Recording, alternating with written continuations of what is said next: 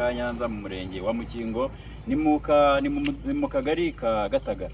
Uyu munsi rero twageze hano turabaganiriza batubwira uko bimeze. Ngiyi sabune ndayifite, ni sabune nziza igura amafaranga 1200 ku muntu uyikeneye. Nibwira ko abantu bose bakeneye amasabune, ni ikintu dukenera twese abantu tugiye gukoresha.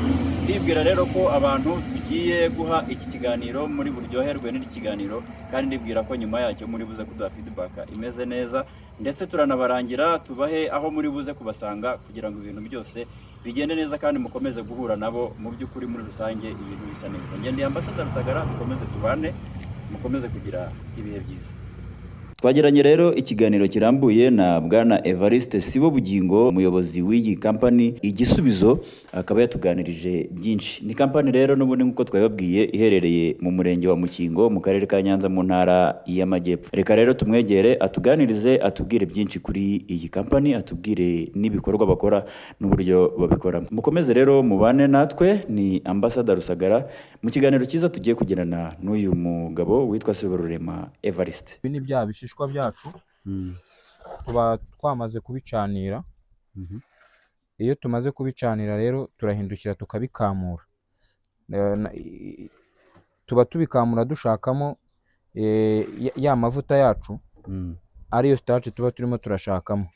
Ubwo iyo mumaze kubiteka gutyo amavuta aba yajemo cyangwa hari ukundi?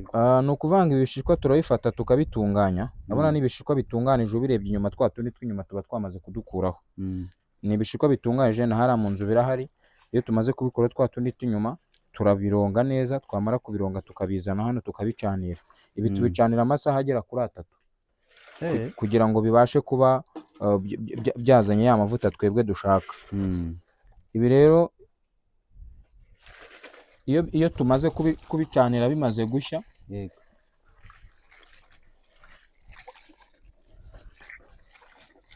nta bundi buryo dukoresha, dushyiraho amaboko abiri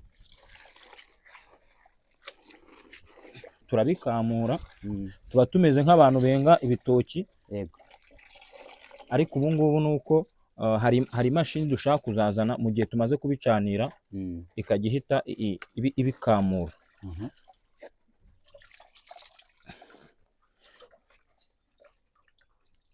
Uko muri kubireba hano dushyiramo ibisigazwa, yaba ibyo twakamuye uyu munsi ndetse n'ibimaze igihe.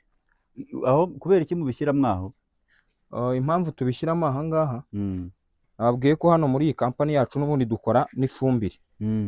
Ni ukuvuga ngo kubera yuko acide tuba twamaze kuyikuramo tugiye kuyikoramo isabune. Murabona ibi ni ibyo nshizemo by'uyu munsi, ariko harimo n'ibimazemo iminsi. Bishatse ko iki cyobo cyacu kiramanuka kikageramo hasi muri metero 2. Gifite metero 2. Yego. Urabona hano harimo ibyatangiye kubora byo hasi. Yego. Ibi byatangiye kubora byo hasi rero, ni ukuvuga ngo ibi tubishyiramo hano tukayimazamo iminsi 14 tubishyiramo amazi meza. Urabona nabyo biba bifitemo umwuka aricyo bita carbone, ku buryo bikora composition bikabora. Tugahindukira tukabivangamo n'indi myanda ituruka mu ngo z'abaturage, urugero nk'ivu ndetse n'ibindi, tukazana tukabishyiramo, tugashyiramo ibyatsi. Ibyatsi bituma ya fumbire tuzakuramo izaba ifite photosynthèse ihagije ku gihingwa, izabasha kugikonsoma. Mushyiramo ibyatsi bisanzwe? Ibyatsi bisanzwe. Noneho rero ibi ngibi iyo bimaze kubora muri ya minsi 14 nababwiye, tubikuramo hano tukabizana. Murabona hano aha tugeze hano, murabona hano hari ifumbire yatangiye no kwimezamo inyanya already. Iyi fumbire yatangiye kwimezamo inyanya nkuko muzireba hano. Iki ni ikigaragaza ko ifumbire ari nziza, kuko izi nyanya ni izimejeje. Ubu tuzirekeyemo hano zakwera, na hano harimo izindi. Noneho hakaba n'indi fumbire nayo ikiri fresh, ariyo y'iyi ngiyi. Ubu iyi fumbire yamaze gutungana already, abahinzi barayikoresha. Ubu hano Musanze dufite ifumbire nkeya kubera ko dufite abahinzi benshi tuziha, kubera ko bamaze kumenya ko tuzikora kandi ifumbire zacu aba ari nziza. Bahita baza kuzitwara. Iyi fumbire mu producing ifumbire ingana iki byibura ku kwezi?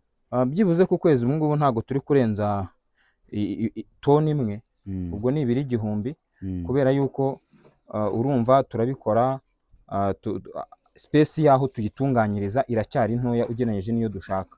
Ntabwo twabasha gutunganya ibirenze toni ku kwezi, kubera yuko ubwo ngiye kubibara, kubera yuko aho tuyitunganyiriza murabona ni muri metero 2, ntabwo hashobora kujyamo byibuze ya minsi 14 iyo tuyibaze usanga dutunganya kabiri mu kwezi. Yego. Nuvuga ngo mu kwezi muba mufite byibura toni ifumbire.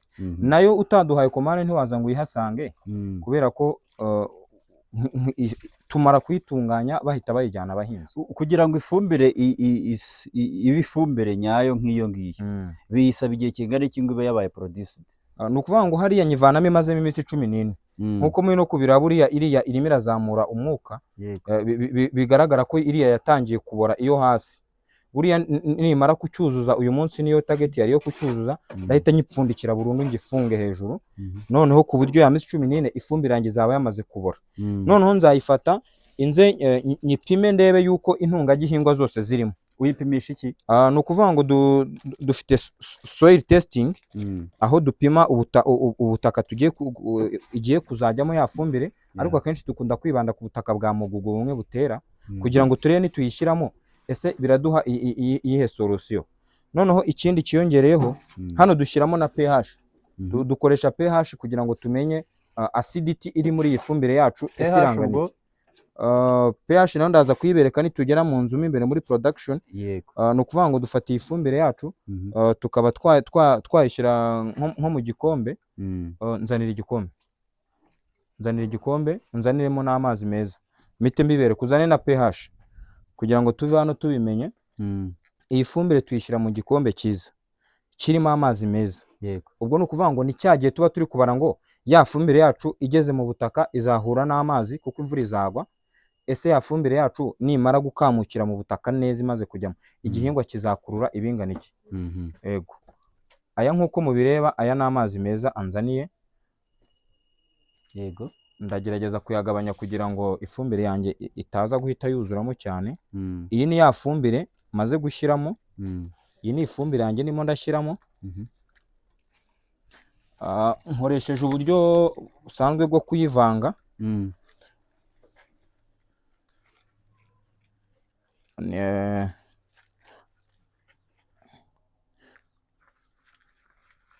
Mpaga pH aho. Okay, murabona hano maze kuyivanga, already ihise ihinduka umukara. Bishatse kuvuga ngo bwa butaka bwanjye n'ubundi ninyishyiramo ubutaka buzahita buhinduka umukara, bwa butaka bwa mugugu kozamo hano. Isa n'ugakubita ku ruhande. Kiragoye. Murabona hano birimo birasatira muri hagati y'10 ndetse n'9. Bigaragaza yuko ari netro. 10 riragana he? Urabona kano kabara k'icyatsi kari kuza kuri iyi pH kazamukaho hano. Yego. Ibi ni bigaragaza ko ifumbire nta acide ifite ishobora kwangiza bwa butaka tugiye kwishyiramo. Iyo bije mu ibara ry'umutuku, ubwo duhita dushaka ikintu cyatumye iyo fumbire iba ifite acide. Ry'umutuku niyo haruguru yafashe. Yego, haruguru yafashe.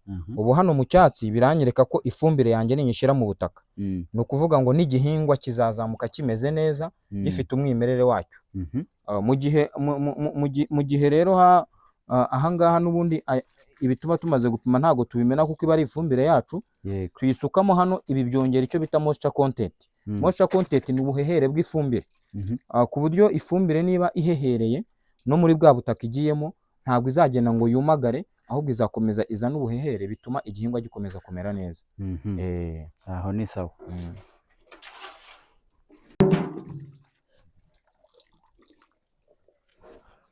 Ubu aya mavuta yacu amaze gutungana, tugiye kuyakoramo isabune.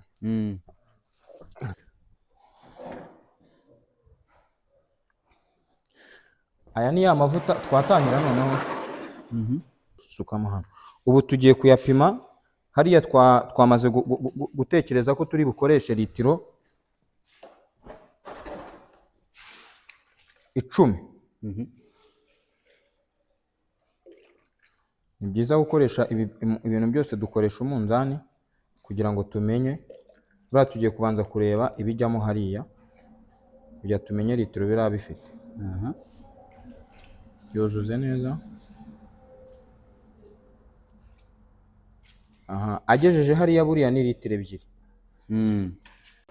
Kuko ubu noneho agiye kujya adaha ashyiramo hano muri iyo domoro, muri iyi domoro niyo tugiye kubivangiramo.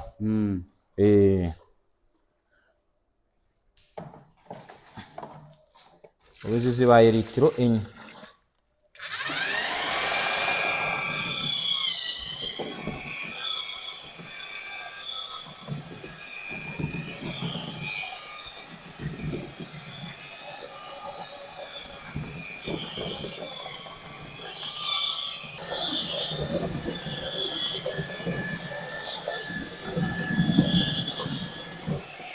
Y'amavuta yacu tuyashyizemo hano tukayakubitamo iki kivangisho cyacu, ahita akora igikoma kimeze gutyo. hano hantu muba mwavanzemo iki n'iki? aha ngaha hano tuba twavanzemo ya mavuta dukura muri bya bishishwa byacu by'imyumbati nk'uko mubibonye tuyashyiramo. Yego. Ikindi hano tuba twashyizemo sodium silicate ituma isabune yacu iri buze kureta ndetse ikanafata cyane. Nibyo ngibyo tuba tuvanze na ya mavuta. Yego. Noneho hano ubu tuba tugiye gukurikizaho uriya munyu w'isabune ariyo bita acide caustique, bituma ya sabune yacu iri buze kuma vuba ndetse n'icyo bayikoreshejeho kikazajya gikesha. Ubu niyo tugiye gusukamo. Okay.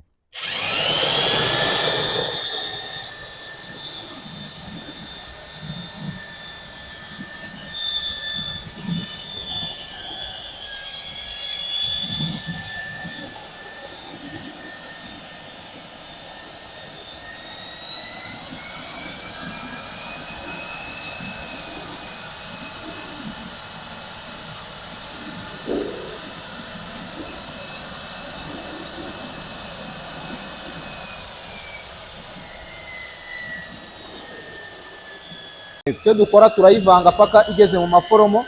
Aya niyo maforomo dukoresha. Yego. Hanyuma hano ko mwashyizemo litiro ya mavuta, ubwo umunyu mushyiramo ungana iki? Oya na hano ntabwo twashyizemo litiro, twashyizemo litiro 10 za ya mavuta y'ibishishwa by'imyumbati. Okay. Naho umunyu wo twashyizemo ibiro 2. Okay. Tukamo, ntari bitukamo.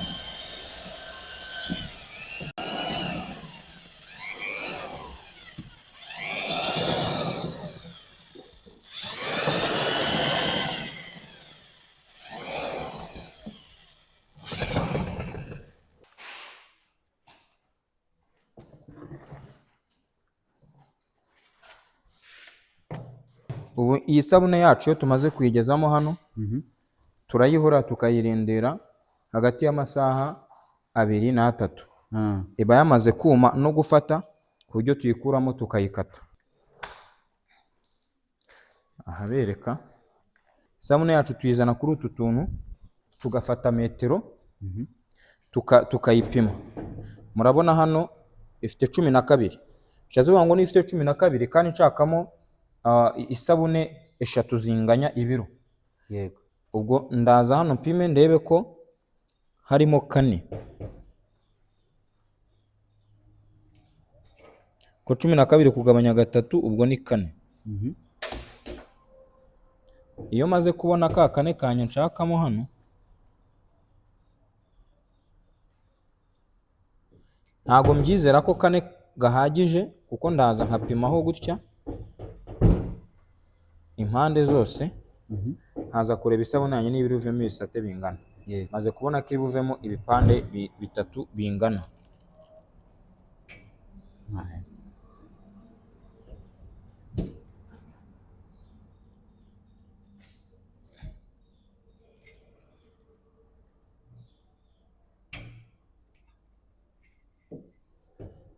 Ubu isabune yanjye ivuyemo ibipande 3 bingana nk'uko murimo murabireba.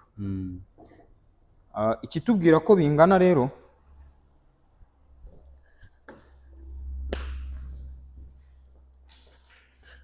turaza tukayifata hano ku munzani n'ubundi.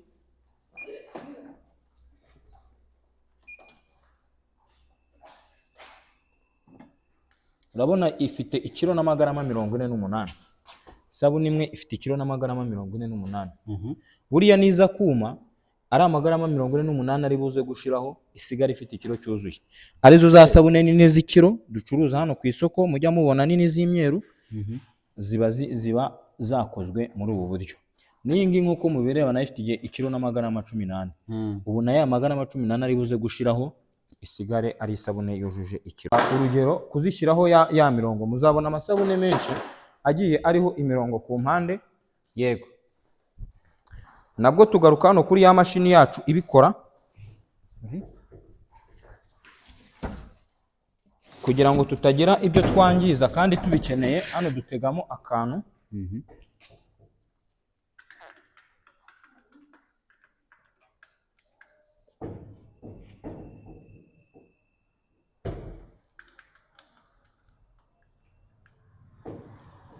murabona ya sabune yacu, izo musanzwe mubona ku isoko ziba zifite bene uyu murongo. Iyo ni design. Iyi ni design. Ntago bijya bigarukira hano rero. Turahindukira ya sabune yacu, ubu ngiye kugerageza kuyandikaho.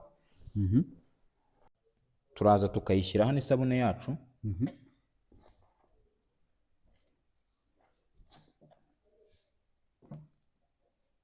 Kuko itaruma biraza kugorana, ariko tuyikaragiraho hano ikandikaho igisubizo.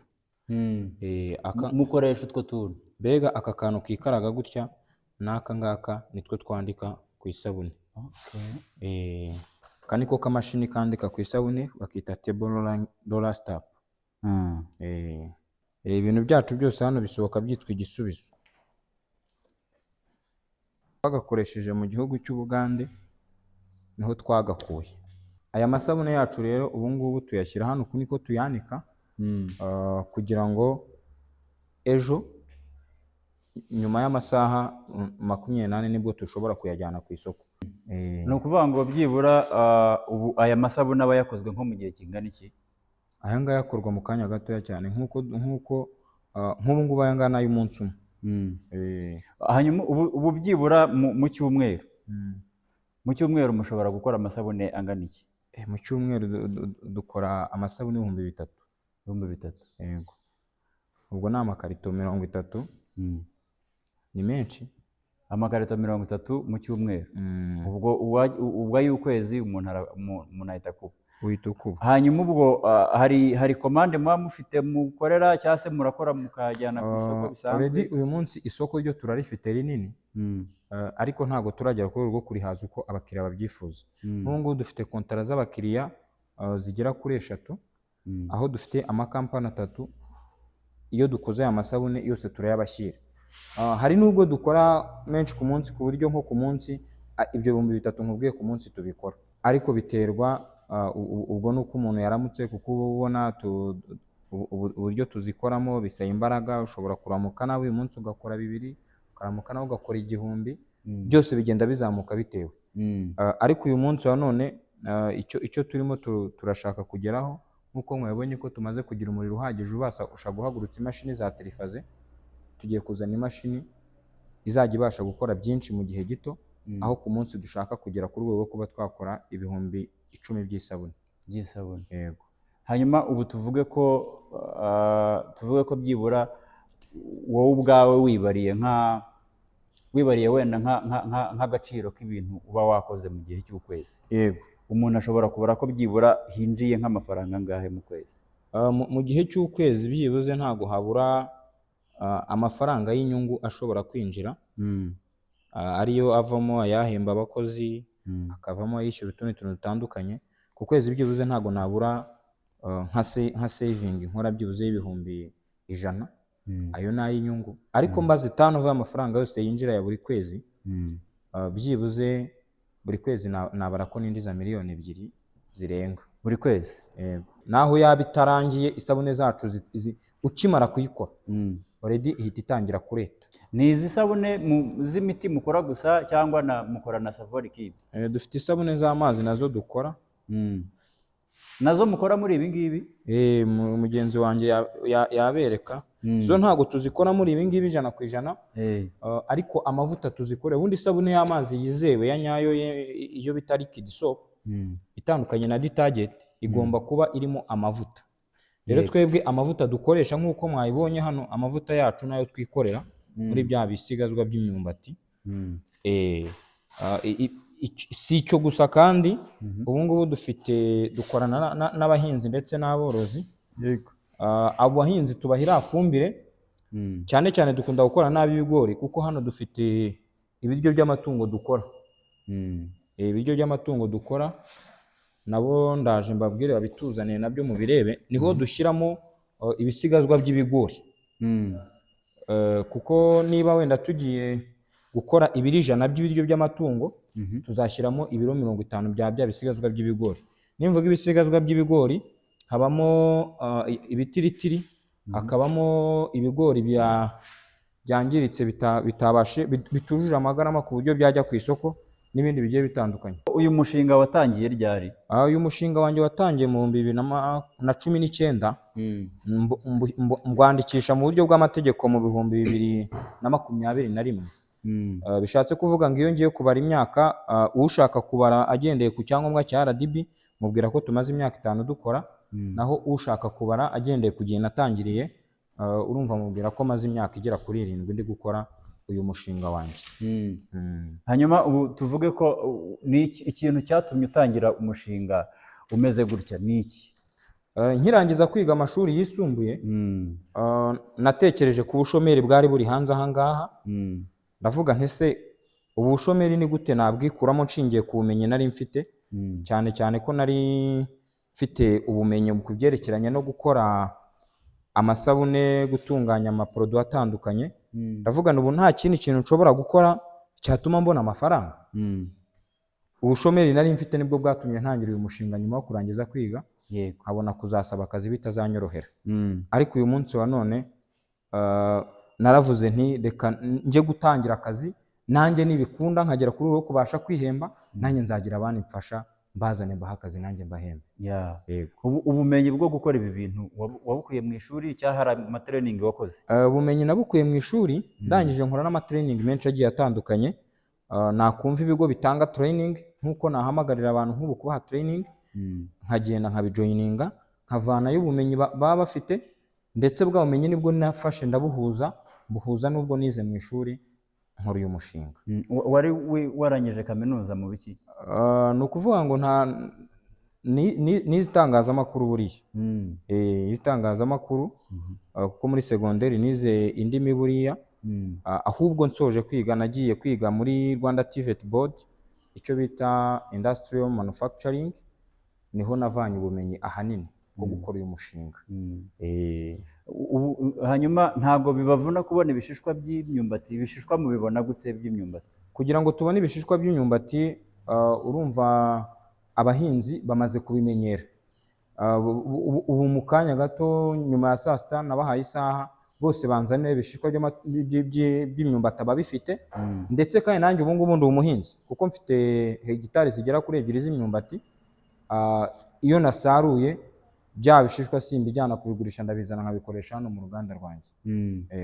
Hari irindi koranabuhanga ridasanzwe rindi ubona rikenewe ku buryo ibikoresho ku buryo isabune zaba ziboneka mu buryo bwiza? Ikoranabuhanga ryo ni ngombwa cyane, rirakenewe cyane nk'uko mwayibonye. Hano dufite imashini zivanga gusa. Uyu munsi dukeneye imashini icamo zino sabune, atari ukuzikata dukoresheje table rolling stamp, table cutting machine, tugakoresha imashini ikata isabune ikanazumisha. Urumva nk'aya masaha ngiye gutegereza 24 kugira ngo nzijyane ku isoko, already nakabaye nyikora igahita ijya ku isoko. Iyo tekinoloji ndayikeneye, iyo mashini ubu ni nayo ndi gushaka kugira ngo iyo tekinoloji mbe namaze kuyigeraho. Ikindi nababwiye ko nkora ibiryo by'amatungo nabyo yabinyegereza hano. Nkeneye kuzagira imashini ibisya, kuko urabona nk'ibi bishishwa byose biri aha ngaha bikeneye gusebwamo ibiryo by'amatungo. Ibi ni ibiryo by'amatungo, ibi ni bimwe mu byo navuga ko byasaga nkaho bisigaye. Nkuko muri kubireba nabyo hano harimo ibishishwa by'imyumbati, byo biranagaragara. Ikindi iyi fu muri kurebamo ni ibisigazwa by'ibigori. Nababwiye ko nkoresha ibigori, noneho rero ndetse n'ibindi bisigazwa bitandukanye nk'ibya soya. Aha ngaha nkorana n'abandi bacuruzi batandukanye bacuruza byerekeranye n'imboga. Aha naho dusya n'imboga tugashyiramo kugira ngo rya tungo rizaba mu mazi, rizabe rifite intungamubiri zuzuye. Ubwo nibyo guha inkoko? Ibi ngibi tubigaburira inkoko, zishobora kubirya bisanzwe cyangwa zikabinywa mu mazi, tukabigaburira ingurube nka sondori y'ingurube, tukabigaburira inka ndetse n'ihene. Mbega ubu twibanze ku matungo 5: inkoko, inka, ihene, ingurube ndetse n'amafi. Ibi ngibi ubifashe kumwe aborozi b'amafi, akagenda akabishyiraho amafi ari burire, ibi ngibi bituma ifi rikura cyane ndetse rigatanga n'umusaruro. Birimo iyihe ntungamubiri ku matungo? Ibi ngibi byiganjemo calcium, ari nayo tunakura mu bishishwa by'imyumbati. Byiganjemo fat tuyikura mu bisigazwa bya soya, bikiganzamo vitamine A ndetse na vitamine C, ku buryo rya tungo niba ritabasha kugera hanze ritari buze kugira ikibazo cyo kubura vitamine C mu mubiri, ko tumenyereye ko vitamine C ndetse na vitamine E akenshi amatungo ndetse n'abantu dukunda kubikura ku mirasire y'izuba idakabije.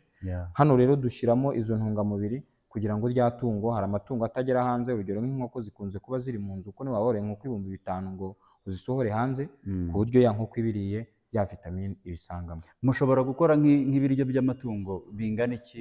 Uyu munsi hano Igisubizo Company dufite abakiriya bagera kuri 4. 2 ni aborozi b'inkoko, abandi 2 umwe ni umworozi w'ingurube, undi ni umworozi w'inka. Uyu munsi nanone nibo turi kubasha gukorera, si uko n'andi masoko adahari, ariko ingano y'ibyo dukora ntabwo twabasha kubona ibyo duha abandi bantu, kuko nk'ubu ngubu ku munsi ibi byo tubitunganya mu cyumweru, ntabwo ari ku munsi, ntabwo ari buri munsi, kuko tubanza gutunganya bya bishishwa by'imyumbati, tukabyoza, tukabyanika bikuma, tugafata igihe cyo kureba yuko byakamutse neza, tukagenda tukabisya, tukazafata bya bisigazwa by'ibigori tukajya gufata umwanya wo kubikusanya. Byibuze mu cyumweru dushobora gukora ibiryo by'amatungo ibiro 800, ariko ibyo biro 800 numva kubisaranganya muri abo bantu 4 ni bike cyane. Umwe yatwaye 200, undi 200, duhita dushira. Hanyuma ubu tuvuge ko ibi bikoresho mukora ugereranyije n'ibyo dusanganywe ku isoko, ese birahendutse kuruta biriya, cyangwa se ku buryo bihagaze ku bigendanye n'igiciro bihagaze bite? Ibi dukora kuri njye birahendutse, kubera ko navumbuye aka gashya cyangwa umwihariko w'umushinga wanjye. Aho nk'urugero nk'amavuta akorwamo isabune, abenshi bakunze kujya kuyagura ndetse no hanze y'igihugu, ayitwa imise, ariko uyu munsi nanone njye sinjya kuyagura, nyakora muri byo bisigazwa by'imyumbati. Mvuze ko bihendutse ku bantu bose, aho naba ngiye kubeshya, ariko nkanjye Igisubizo Company birahendutse, kuko nk'iyi sabune mwamaze kubona y'ikiro, mu gihe abandi bazigurisha 1,700, isabune yanjye ihagaze 1,200 ku muntu utarangura, ucuruza uje kuyigura bisanzwe, naho ku muntu urangura iva hano ihagaze amafaranga 1,000. Bitandukanye n'igiciro cyo hanze gisanzweho, kuko abenshi usanga ubu isabune igeze ku 1,700. Aha rero mu Gisubizo Company ko dufite isabune igura amafaranga make kandi nziza, niyo mpamvu n'abakiriya dufite nabo ntabwo ushobora kuza ngo unsangane stock y'ibintu hano byinshi, ntabwo bishoboka, kubera yuko abakiriya dufite nk'ubu ngubu dufite moto ya company ya Rifani, mu kanya gato turahita tubifata tubijyane ku isoko. Nitubigeza ku isoko rero ntabwo tujya tuhatinda, kuko tuba dufite abakiriya baduhamagaye bategereje amasabune yacu. Yego. Hanyuma umushinga wawe ubona ukemura iki, ubona ufasha iki mu gukemura ibibazo by'ibidukikije, wenda imyanda, ibintu nk'ibyo? Cyane umushinga wanjye uri eco friendly na environment, kubera yuko icyambere bino bishishwa by'imyumbati byabagamo ubumara bwangizaga ubutaka. Burya ibishishwa by'imyumbati bibamo icyo bita hyaluronic acid, ndetse hakabamo na cyanide acid. Izo acide zifite ingaruka ku butaka, kubera yuko iyo ubifashe ukabijugunya aho ubonye mu murima, cya gihingwa ntigishobora kuzamuka gifite photosynthese, kizamuka gisa umuhondo. Bishatse kuvuga ngo kiba cyabuze amanitrient atuma kigira photosynthese ihagije kugira kibashe gutanga umusaruro. Ibi rero kubikusanya nkaza nkabibyazamo produit ishobora kugira abaturage akamaro, icyo ni kimwe mu bituma tubungabunga ibidukikije, kubera ko ntabwo biba bicyangije bwa butaka handi wa muturage ari kubijugunya. Kandi twatangiye dushaka gukuramo abaturage imyumvire yo kumva ko ari ifumbire, kugira ngo bivemo ifumbire bisaba kubitunganya nk'uko nayiberetse, bigafata iminsi yo kubiboza, bigafata indi minsi yo gutegereza ya fumbire, bigasaba gupima ya fumbire kugira ngo turebe yuko izo aside ebyiri zamaze gushiramo. Nk'uko nayiberetse mwabonye ko no muri ya fumbire nta aside yari irimo kuko tuba twamaze kuyikuramo. Kandi ikindi nk'uko nababwiye, ibi turabizana bino bishishwa tukabanza tukabikuramo ya aside ari yivamo ariya mavuta, ndetse noneho byandi bisigaye ubwo aside byamaze gushiramo n'indi isigayemo, iyo tubibojeje tukabivanga na bya bindi nababwiye, ibyatsi by'icyatsi bisanzwe, ya aside nayo iriyevapora ikikuramo burundu, nta gihe na gito gisigaramo. Ikindi kandi uyu mushinga wanjye, uburyo ubungabunga ibidukikije, burya ntavuze no ku butaka gusa ndetse no ku matungo, burya byabaga akenshi dusanga tuzi neza ko itungo ririye ibishishwa by'imyumbati amenshi arapfa kubera bwa bumara buba burimo. Rero wa muturage iyo amaze gutandukana ya myumvire yo kumva yuko ari ibiryo by'amatungo, ahubwo akabijyana mu nganda zabigenewe zikabasha gutunganyamo ibiryo by'amatungo byujuje quality, nibwo rya tungo rye ridashobora kwangirika. Uyu munsi wa none urumva ko haba ku matungo, haba ku bidukikije, ubutaka ndetse n'ibihingwa n'ibindi bitandukanye, umushinga wacu ubungabunga ibidukikije muri rusange. Hanyuma ubona umushinga wawe mu by'ukuri kuva wawutangira, ubona warakemuye iki cyangwa se ukemura iki ku bigendanye n'ubushomeri mu rubyiruko cyangwa se kubona akazi ku rubyiruko? Kugeza uyu munsi cyo ni ikibazo cyiza, kuko nk'uko natangiye mbivuga ntangira umushinga nanjye nuko nari nugarijwe n'ubushomeri. Burya umuntu uzakubwira ngo natangiye umushinga kugira ngo mfashe abandi, burya azaba akubeshya. Umushinga burya umuntu awutangira kugira ngo ubwo abanze yifashe, namara kwifasha abone gufasha abandi. Maze kuwutangira rero nkabona ko maze kugira aho nifasha, nkabasha kubaka runo ruganda muri kureba, nkabasha kugura iyo moto ya kampani ya transport.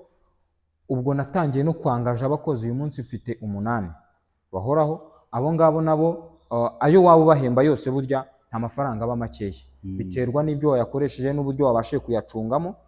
Kuko uyu munsi hari n'uwo wahemba miliyoni ku kwezi, ariko akarutwa n'uhembwa 50 ku kwezi, kubera ko ya miliyoni ntabashije kuyicunga neza, arayifata akayijyana mu biyobyabwenge n'ibindi bitandukanye. Mu gihe wandi wahembwe 50 ye arayafata akayaguramo itungo, ejo rikaba ryamaze kuzana irindi tungo, akamaze kugira amatungo 2.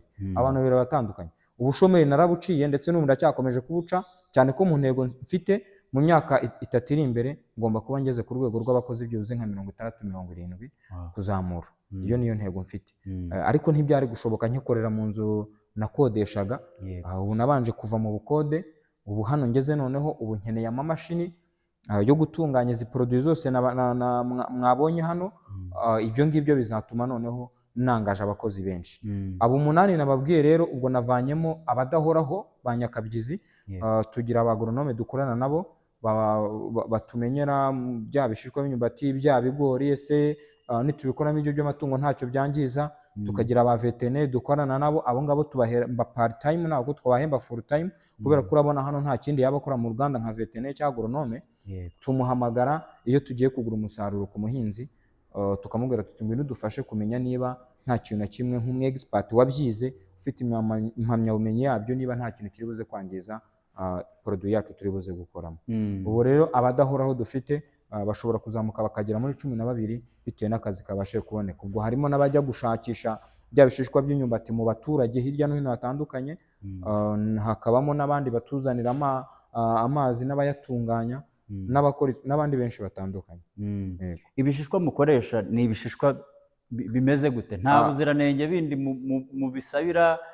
Ni ibishishwa ibyo ari byo byose? Ni ukuvuga ngo hano twebwe ntabwo turobanura ibishishwa, dukoresha ibishishwa byose ariko turabitunganya. Ni ukuvuga ngo ntabwo dutegeka umuhinzi ngo ubidutunganirize.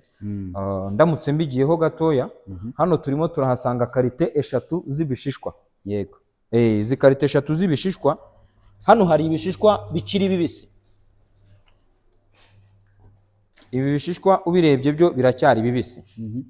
Noneho hano hakaba n'ibishishwa byumye cyane.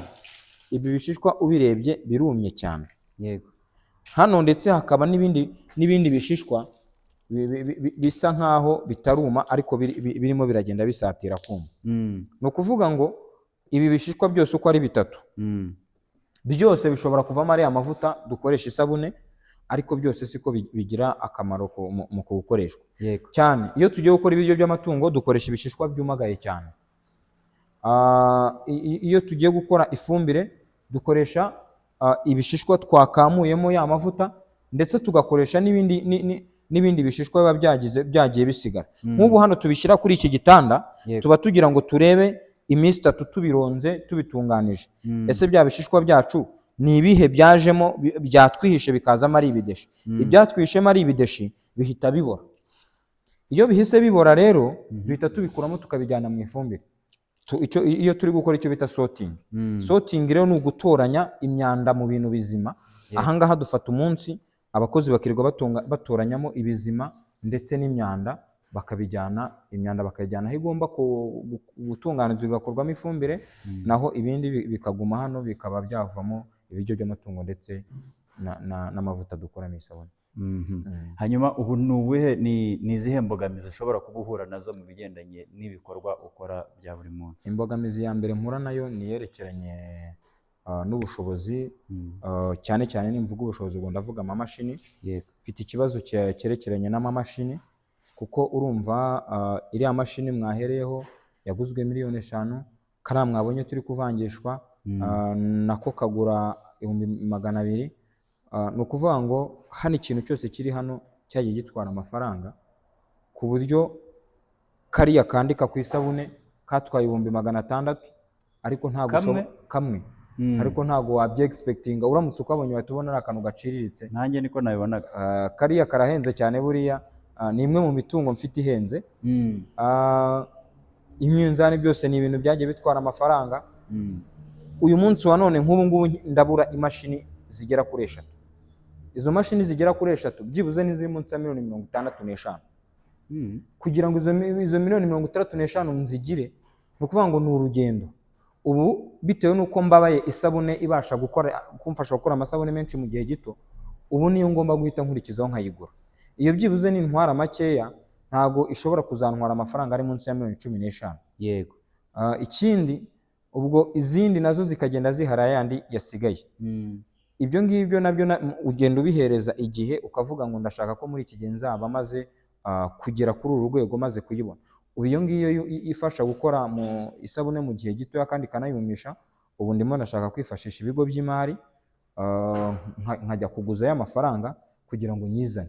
Ninyizana kuko nzaba ndi gukora byinshi mu gihe gito, bizatuma mbasha kubona amafaranga, mpite mbasha kugura n'indi mashini yo kumfasha gukora bya biryo by'amatungo, imfasha gukora ya fumbire, kuko iriya fumbire ntabwo nifuza ko iba imeze kuriya. Nshaka kugera ku rwego rwo kuyitunganya neza, nkayifunga mu mifuka, ndetse nayo nkayishakira n'ubuziranenge bwayo, nkanayigurisha no hanze y'igihugu. Izo ni intego zose mfite. Ibyo sinabigeraho ntafite imashini rero yitunganya. Urumva ko niyo mpamvu nyikeneye. Na bya biryo by'amatungo nubwo abaturage babikunze, ariko nkeneye kugira ngo nkore byinshi. Ubu rero hano muri kampani yacu ikidufasha mu byerekeye n'ubuziranenge, twagiye muri gahunda ya zamukana ubuziranenge. Iyo gahunda ya zamukana ubuziranenge tuyimazemo igihe kitari gito, ndetse bagenda badusura kenshi, bakagenda baduha raporo batubwira urwego tuvuyeho n'urwego tugezeho.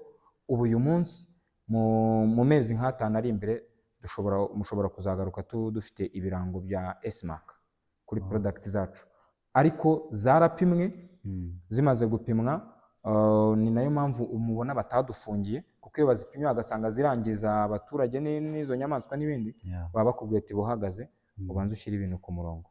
Ariko uyu munsi nanabashimira ko zamukana ubuziranenge ifasha inganda ntoya. Urabona nkanjye ku rwego rwanjye, iyo nza gutangira banyaka ayo mamashini nkeneye kugira ngo nzubahirize amabwiriza y'ubuziranenge 100%, byari buze kungora. Ariko uyu munsi kubera gake gake kugenda bamfasha mu rugendo, urumva ko uyu munsi nimo ndabura imashini imwe. Yego. Ufite target imeze ite mu gihe cy'imyaka 5 byibura? Target mfite nuko uru ruganda nzaba naramaze kurushyiramo amamashini yose asabwa. Abakozi bo nababwiye ko sinzaba ngikoresha 8, nzaba narageze ku bakozi bagera kuri 60-70.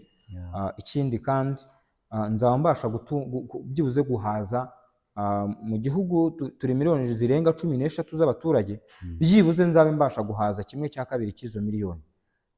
kuko mvuze ngo nzaba mpaza igihugu cyose, aho ngaho naba ntangiye gushaka kubeshya, ariko byibuze kimwe cya kabiri cy'izo miliyoni nzaba mbasha kugihaza ku byerekeranye n'amasabune.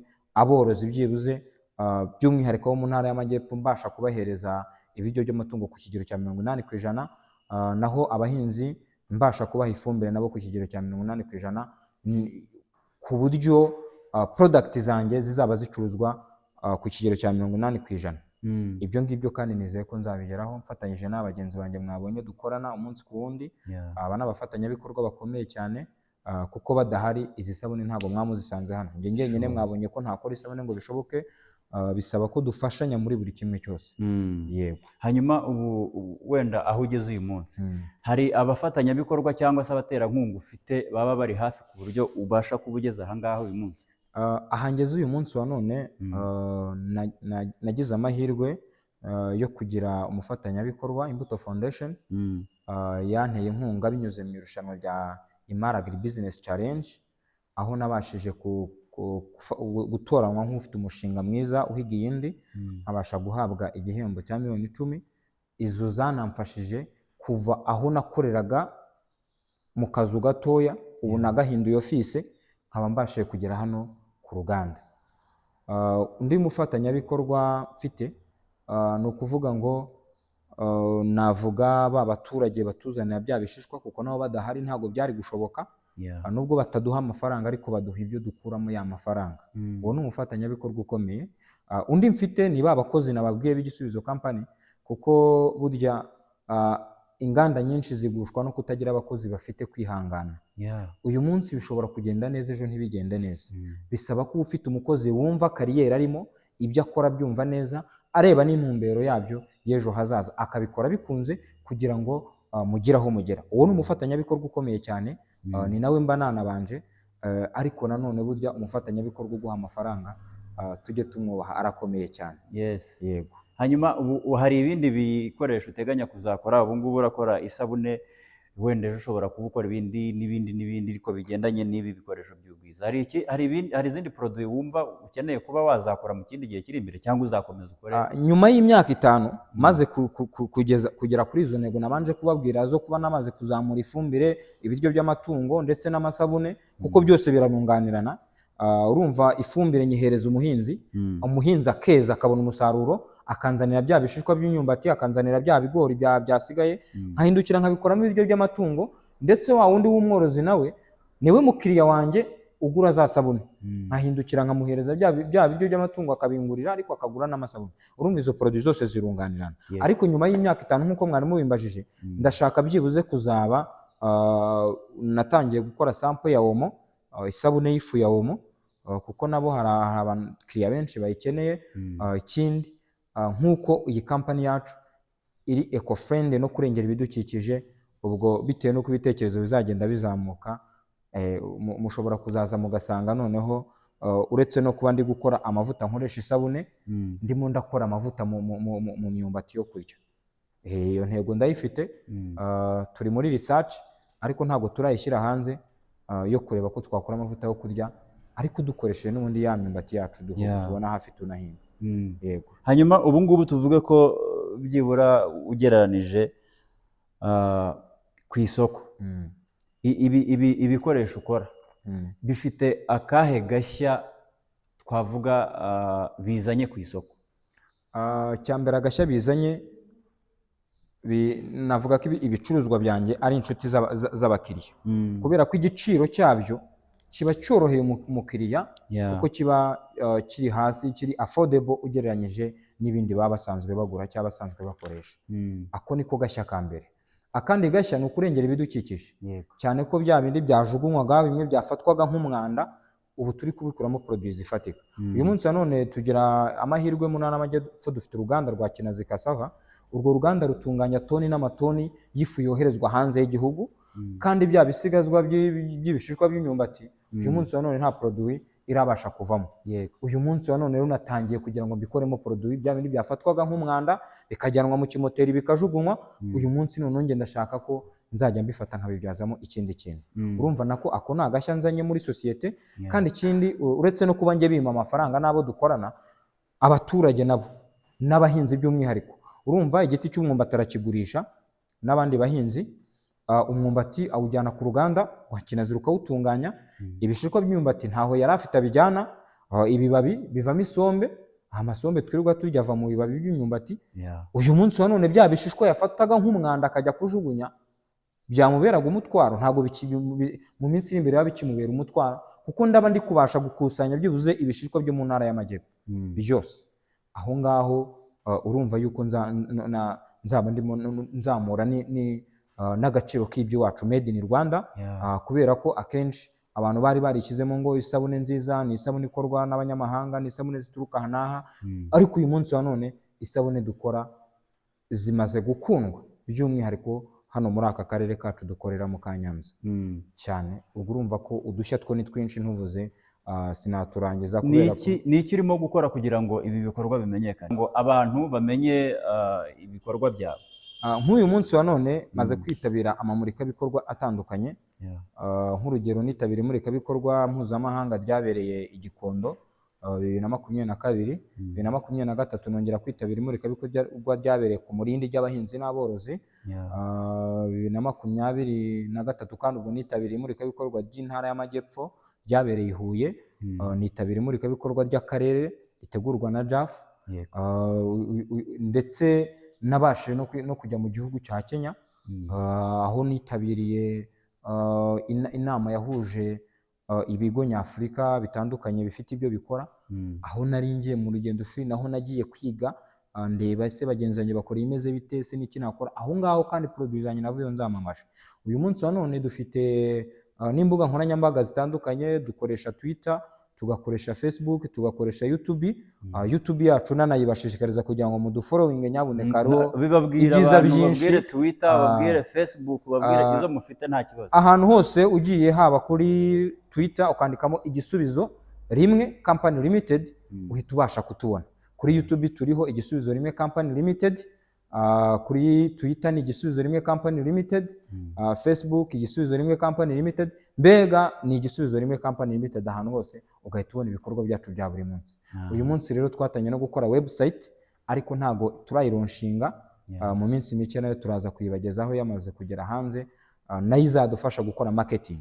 Urumva mu buryo bwa marketing, sinabura kubabwira yuko ubu twashyizeho uburyo bwa buri munsi buhoraho, aho dufata microphone sonorisation tukazishyira muri arifani yacu, tugashyiramo product zacu dukora, tukagenda tuzenguruka mu baturage cyane cyane aho bateranira nko mu masoko ari loko ya hano hafi aha, tubabwira dufite product nziza zikorwa n'igisubizo company zirahendutse, tukazibahereza ndetse bakaduha natwe amafaranga, ariko tuba turi no gukora marketing.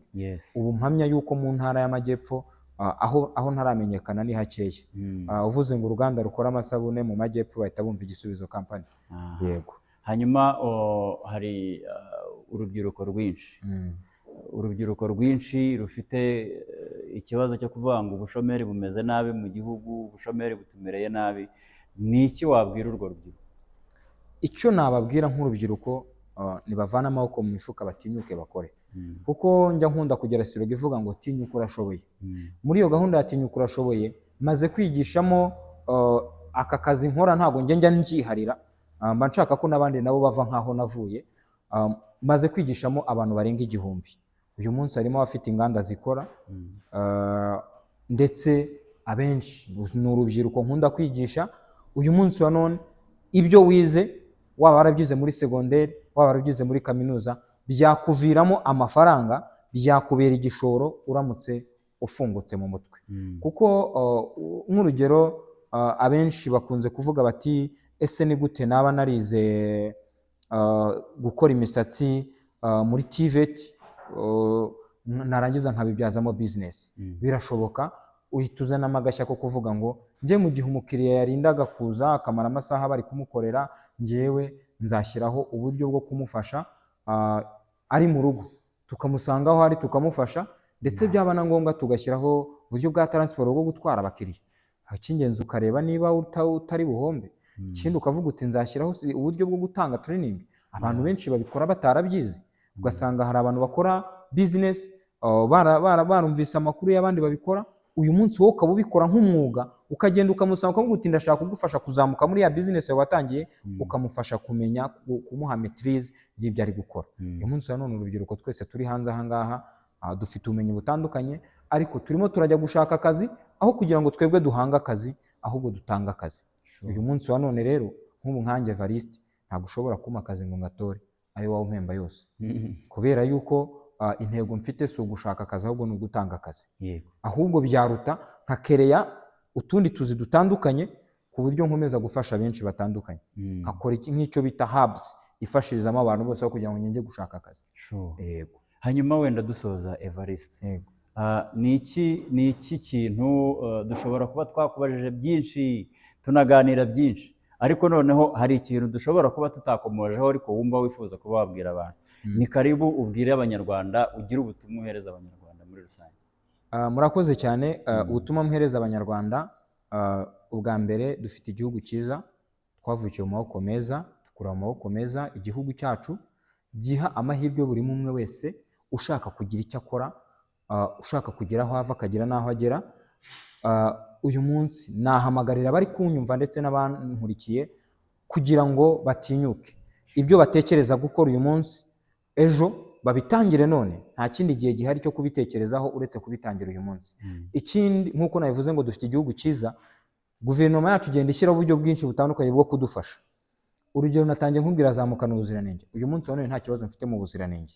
N'isabune yanjye yajyanye ku isoko kambaza irizewe ku buziranenge, ndabwira ni yes, kubera yuko muri zamukana ubuziranenge baramfashije, bituma ntinyuka kujyana product zanjye ku isoko, kubera ko amabwiriza bayampaye, bakareba aho ngeze, bakankora assessment.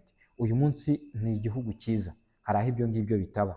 Ikindi mu Rwanda kubona amafaranga, navuga yuko ku muntu watinyutse akagira icyo akora biroroshye. Hari ibigo by'imari bitandukanye bifasha abantu bashaka amafaranga yo gukoresha ku nyungu ntoya, ibyo birahari.